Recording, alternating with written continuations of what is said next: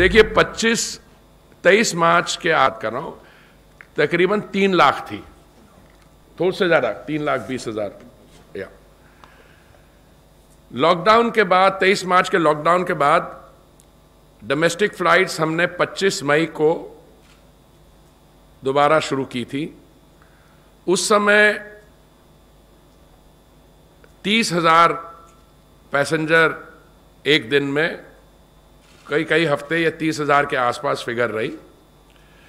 जो हमारा latest figure जो मुझे याद है 2 या 3 अक्टूबर का, उस समय हम करीब 1,80,000 के आंकड़े पे पहुंच गए थे।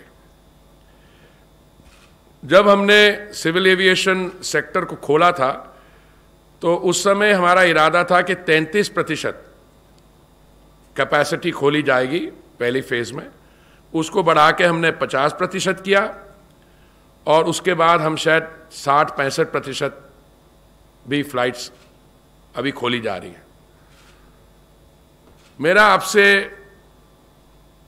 मेरी असेसमेंट है और आपको मैं सबमिट करना चाहता हूं कि जिस तरीके से डिमांड बढ़ रही है और हम फ्लाइट्स चला सकते हैं, खास करके महाराष्ट्र। कोविड से पहले मुंबई हवाई अड्डा जो है वो एक दिन में 1,000 मूवमेंट्स लेता था, 500 अराइवल्स और 500 डिपार्चर।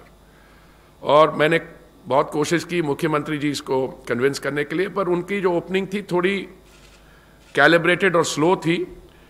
तो 25 मई को उन्होंने 25 फ्लाइट्स अराइवल 25 डिपार्चर की मंजूरी दी थी हमें।